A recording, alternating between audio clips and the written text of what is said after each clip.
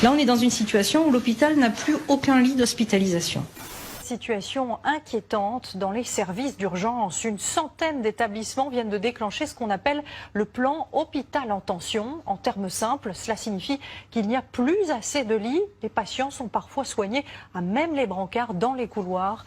Une situation de crise qui devient permanente. Et vous allez l'entendre, les personnels sont à bout de souffle. Des brancards un peu partout. Aux urgences de l'hôpital de Toulon, c'est une journée comme les autres. Et le personnel est à bout de souffle.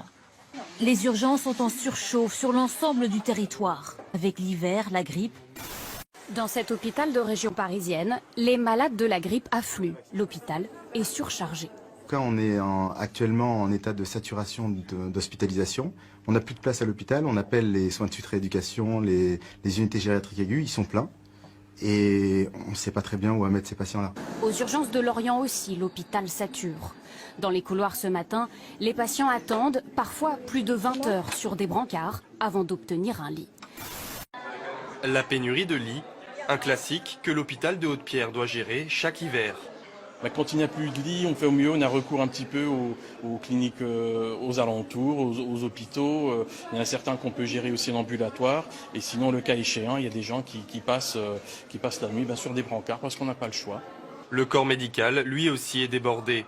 L'ensemble du service fonctionne à flux tendu. Pas sûr que la situation s'améliore dans les prochaines semaines. La grippe n'a pas encore atteint son pic dans la région.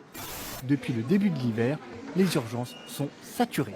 Nous, on a un ras-le-bol de ce système-là. On aimerait pouvoir soigner les patients correctement. L'agence régionale de santé a visité hier les urgences pour analyser concrètement la situation, mais aucune réponse n'a été encore apportée. Le gouvernement a mis de l'argent depuis ce début de la crise sur la table, y compris pour les professions de santé. Il y avait 5000 lits de réa, 5000 lits de réa au mois de mars. Il y en avait apparemment 25 000 en Allemagne. Ouais. Là, et il y en a toujours 5000. Et là, on nous dit, non mais il y en a 5000, mais attention, il y a tellement eu d'opérations qui ont été déprogrammées, reprogrammées, qu'il y en aura encore moins.